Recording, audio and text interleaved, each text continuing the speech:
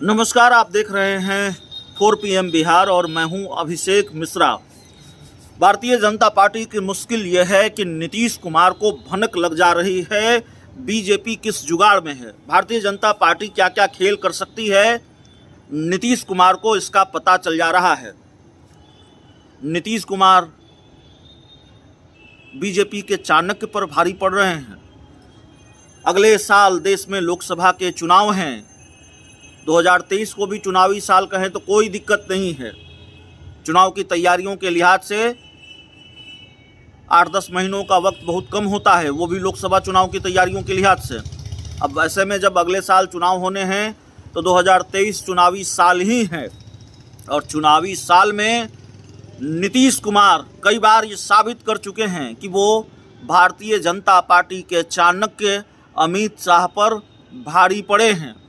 एक तो रातों रात गच्चा दे दिया, कुछ लोग इसको पलटी मारना जरूर कहते हैं, लेकिन रातों रात गच्चा दिया, बीजेपी को सत्ता से बेदखल किया, महागठबंधन में शामिल हो गए। महागठबंधन का अपना एक तिलिस्म है, भारतीय जनता पार्टी नहीं तोड़ पाई, बहुत नुकसान होगा, जिसको लेकर एक सर्वे भी आ चुका है और सर्वे ये आया है कि 25 सीटों पर महागठबंधन जीत दर्ज करेगा बिहार में 40 लोकसभा सीटों में से, और एनडीए या बीजेपी 15 सीटों पर सिमट जाएगी। तो ये गणित है। लेकिन हम ये क्यों कह रहे हैं कि बीजेपी के लिए दिक्कत यह है कि हमेशा नीतीश कुमार भारतीय जनता पार्टी के चाणक्य अमित शाह पर भारी पड़ जा रहे हैं। दरअसल कल महागठबंधन की रैली थी और महागठबंधन की रैली मत कहिए, महारैली कहिए, पूर्णिया के रंगभूमि मैदान में महागठबंधन की महारैली थी और उस महारैली को संबोधित करते हुए नीतीश कुमार ने जो कहा उससे साफ हो जाता है कि नीतीश कुमार को हर खेल की भनक लग जा रही है। जीतन राम मांझी के बारे में नीतीश कुमार ने कहा कि भारतीय जनता पार्टी अब जीतन राम मांझी के पीछे लगी हुई है, लेकिन जीतन राम मांझी को कहीं जाने की ज़रूरत नहीं है। जीतन राम मांझी को हम लोग आगे बढ़ाएंगे, इस तरह का बयान बिहार के मुख्यमंत्री नीतीश कुमार ने दिया।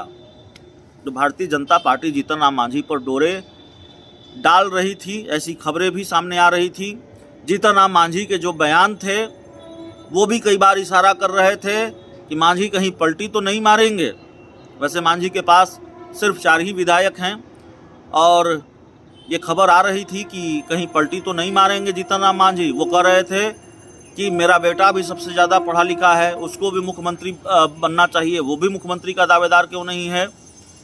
तो इन बयानों से लग रहा था कि अचानक जीतन राम मांझी जब ऐसे बयानों पर बात कर रहे हैं और ऐसी बात कर रहे हैं, ऐसे बयान दे रहे हैं, तो जाहिर तौर पर क्या ये इशारा पलटी मारने का है। लेकिन नीतीश कुमार ने भारतीय जनता पार्टी के इस खेल को भी पहचान लिया और कहा कि मांझी जी पर लगा हुआ है, मांझी जी को हम लोग जाने नहीं देंगे। लेकिन एक सवाल यह भी है कि जीतन राम मांझी को नीतीश कुमार क्या रोक पाएंगे, क्योंकि उनकी महत्वाकांक्षाएं बहुत हैं।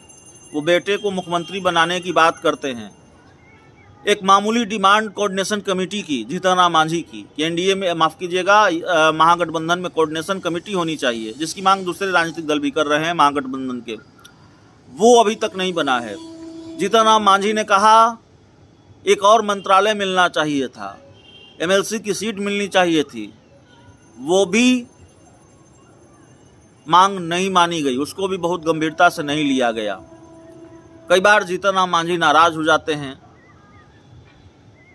कई बार ये खबरें आती हैं कि वो पाला बदलेंगे, उनके बयानों से उन खबरों की पुष्टि भी होने लगती है।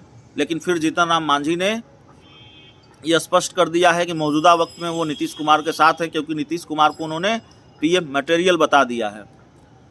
तो भारतीय जनता पार्टी के चाणक्य पर नीतीश कुमार भारी पड़ रहे हैं। बीजेपी का खेल समझ गए, जीतन राम मांझी को साथ लेना चाहती है, लेकिन जीतन राम मांझी को कब तक साथ रख पाएंगे नीतीश कुमार, यह भी सवाल है। और जीतन राम मांझी को मना कर रखने के लिए नीतीश कुमार के पास देने के लिए क्या है, वो क्या देंगे, क्योंकि बिहार में मंत्रिमंडल का विस्तार भी होने वाला है, वहाँ से कुछ मिलेगा या और भी कुछ मिलेगा। जीतन राम मांझी को मना कर रखने के लिए, अपने पाले में रखने के लिए महागठबंधन की तरफ से नीतीश कुमार या तेजस्वी यादव की तरफ से और भी कुछ दिया जाना है। क्या देने की बात हम कर रहे हैं? राजनीति में तो पद और कद ही महत्वपूर्ण होता है। तो क्या और मिलेगा जीतन राम मांझी को, उनकी पार्टी को महागठबंधन के खाते से, यह देखना बड़ा दिलचस्प होगा। लेकिन बीजेपी के लिए टेंशन की बात तो है। भारतीय जनता पार्टी के हर चाल को नाकाम कर रहे हैं बिहार के मुख्यमंत्री नीतीश कुमार। उधर आरसीपी सिंह के बारे में ये कहा कि आरसीपी सिंह बीजेपी के एजेंट के रूप में काम कर रहे थे। आरसीपी सिंह का तन यहाँ था, मन कहीं और था, और उसके बाद आरसीपी सिंह चलता कर दिए गए। उपेंद्र कुशवाहा से बीजेपी नेता मिलते हैं। नीतीश कुमार ऐसी स्थिति परिस्थिति पैदा कर देते हैं, कह देते हैं जितना जल्दी हो सके चले जाएं। तो भारतीय जनता पार्टी जिन नेताओं पर डोरे डाल रही है उनको नीतीश कुमार किनारे लगा रहे हैं। तो अमित शाह की कोई चाल चलने वाली नहीं है, ऐसा लगता है। अमित शाह की हर चाल को नाकाम कर रहे हैं नीतीश कुमार। फिलहाल इस रिपोर्ट में इतना ही। बहुत बहुत धन्यवाद।